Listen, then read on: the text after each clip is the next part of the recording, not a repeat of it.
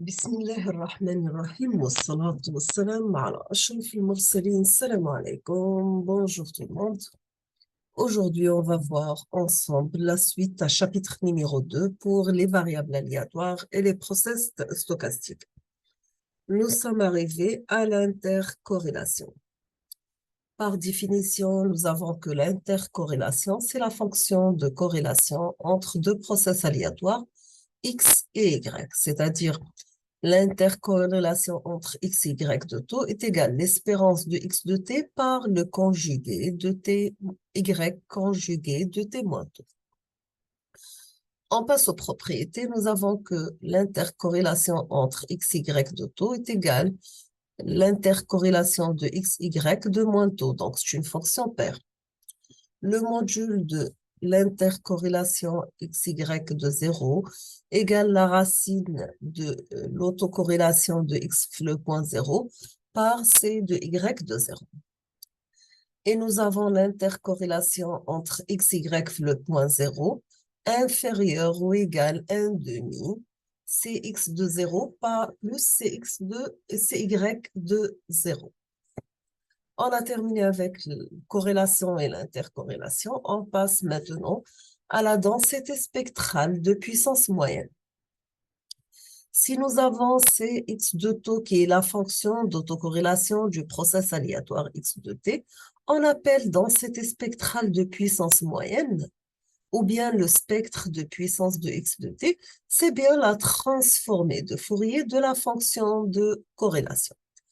Donc, grand S de x de f, c'est Fourier de Cx de taux. C'est un intégral de Cx de taux par exponentielle. Exponentielle moins G2 pi f taux des taux. Maintenant, pour déduire la transformée de Fourier inverse, nous avons que la fonction d'autocorrélation de taux, c'est la transmise de Fourier inverse de la densité spectrale de puissance. C'est un intégral de la densité spectrale de puissance par exponentielle plus G2 pi f taux df. Donc, c'est la transmise de Fourier inverse. Nous avons que l'autocorrélation, c'est l'espérance de x carré, qu'on appelle ça la puissance moyenne. Quelle est la relation qui va relier la densité spectrale de puissance et l'autocorrélation?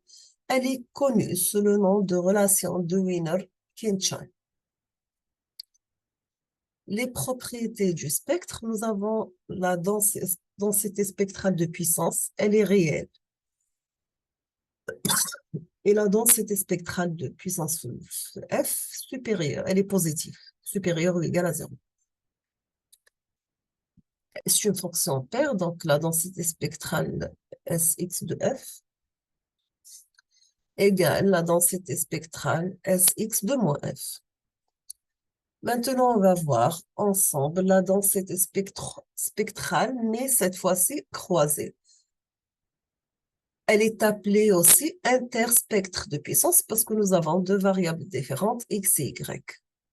Donc, la densité spectrale croisée entre x, y de f ou bien la densité spectrale croisée entre y et x de f, elle est définie par, nous avons que la densité spectrale Sxy de f, c'est l'intégrale de la fonction de corrélation, intercorrélation xy de taux par exponentielle moins G2 pi f taux des taux.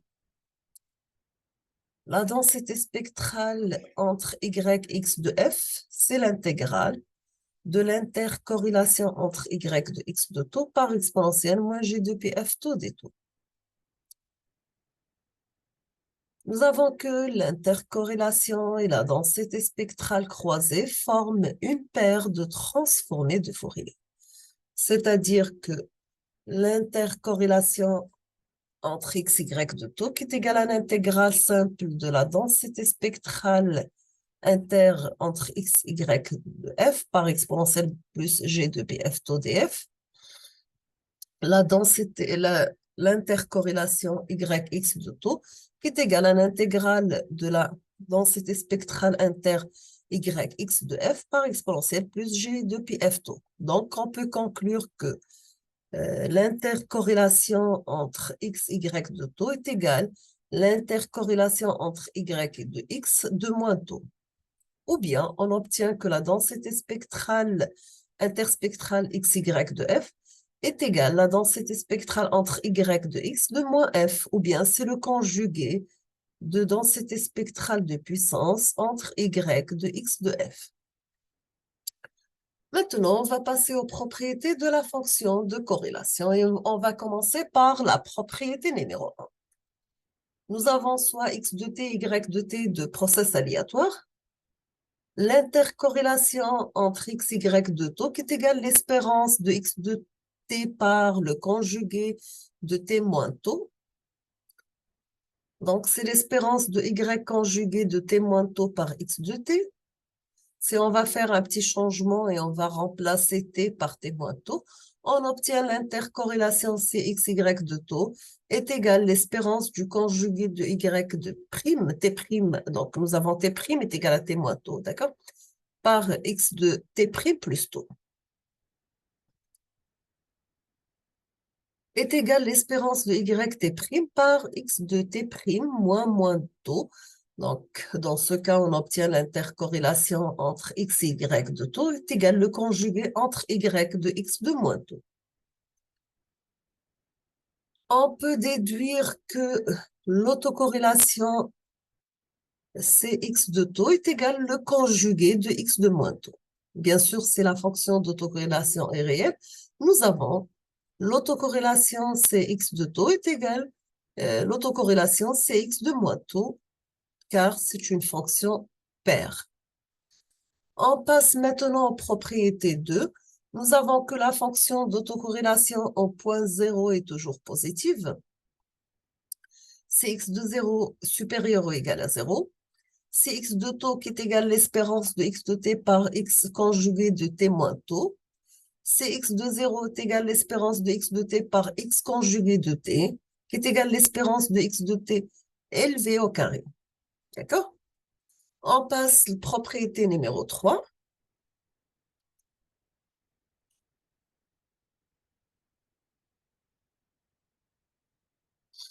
Nous avons que la fonction d'autocorrélation est toujours majorée par sa valeur à l'origine. Donc, le module de Cx de taux inférieur ou égal à Cx de 0.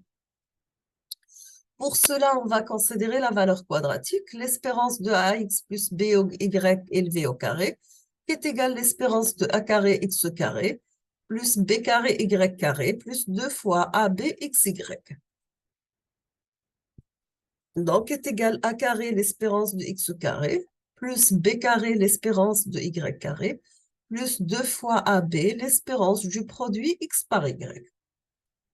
Si on va poser l'espérance de x carré est égale à r, petit r, l'espérance de y carré est égale à t, l'espérance du produit x par y est égale à delta. Nous avons, d'après l'inégalité du Schwartz, la condition pour que cette forme soit positive, il faut que delta au carré inférieur ou égal à rt. C'est-à-dire l'espérance de xy élevé au carré inférieur ou égal à l'espérance de x carré par l'espérance de y carré. Pardon. Maintenant, si on va supposer que x et y sont les valeurs d'un même process à deux instants donnés, t et t moins tôt, on aura le module de x de t multiplié par x de t moins tôt est inférieur ou égal à la racine de l'espérance de x carré par l'espérance de x carré de t moins tôt, sachant que l'espérance de x carré est égale l'espérance de x carré de t moins tôt est égale l'espérance de x carré. Dans ce cas, on obtient que le module de x de t par x de t moins tôt inférieur ou égal l'espérance de x carré t. Donc, la fonction d'intercorrélation Cx, y de taux, elle est inférieure ou égale à la fonction intercorrélation entre x, y, le point 0. Toujours la fonction d'autocorrélation, elle est majorée par sa valeur à l'origine. On va résumer tout ça. Nous avons que l'autocorrélation, c'est x de taux. C'est l'espérance de x de t par x de t moins taux, bien sûr, si nous avons x de t est réel. L'autocorrélation, c'est x de taux est égal l'autocorrélation de moins taux. L'autocorrélation fait le point zéro, c'est l'espérance de x carré de taux, c'est la puissance moyenne. Le module de l'autocorrélation, elle est le point taux inférieur ou égal, la fonction d'autocorrélation fait 0. Fourier de la fonction d'autocorrélation est supérieur ou égal à 0. Maintenant, on va voir ensemble les process aléatoires stationnaires, et on va commencer par les process stationnaires au sens strict. Nous avons que le process aléatoire x de t est dit stationnaire au sens strict si ses propriétés statistiques sont invariantes lorsqu'on change l'origine des temps. C'est-à-dire, si nous avons x de t qui est un process aléatoire stationnaire au sens strict, si l'espérance de x de t est égale à x de t bar, elle est indépendante du temps. Bien sûr, deuxième propriété, il faut que sa fonction d'autocorrélation, c'est x de t1, t2, est égale à l'espérance du produit x de t1 multiplié par x de t2, pardon. Il doit être indépendante de t1 et t2, mais dépend de la différence t1 moins t2 qu'on va la poser égale à tout. Nous avons plus généralement tous les moments d'ordre supérieur sont indépendants du temps, d'accord? Deuxièmement, on va voir les process stationnaires au sens large. Donc, on a terminé avec le sens strict, on passe au sens large. Nous avons un process aléatoire stationnaire et dit large au sens ou du second ordre lorsque sa moyenne conserve une valeur constante et sa fonction d'autocorrélation ne dépend que de taux. Taux, c'était 1 moins T2, bien sûr.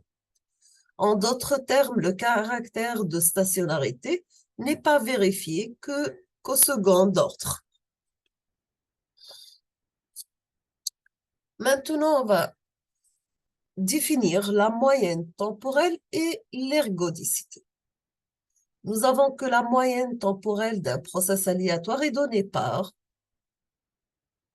la moyenne de x de t, c'est la limite de 1 sur grand T quand t tend vers l'infini d'un intégral de x de t dt. De même pour la fonction d'autocorrélation temporelle, elle est définie par x de t1, x de t moins taux, c'est la limite de 1 sur grand T quand t tend vers l'infini d'un intégral simple de x de t par x de t moins taux des taux. On dit qu'un process aléatoire, il est ergodique, ou bien à moyenne ergodique, c'est sa moyenne statistique est égale à sa moyenne temporelle, quelle que soit la réalisation du process. C'est-à-dire la moyenne de x de t est égale à x bar de t est égale à l'espérance de x de t, bien sûr. Maintenant, on dit que le process aléatoire, il est stationnaire et ergodique, c'est la fonction d'autocorrélation et ergodique. Et nous avons aussi que l'autocorrélation, c'est x de taux égale la moyenne de x de t1, t2, x de t1, x par t moins taux, par l'espérance de x de t moins taux. Dans ce cas, la propriété d'ergodicité, elle est vérifiée au second ordre.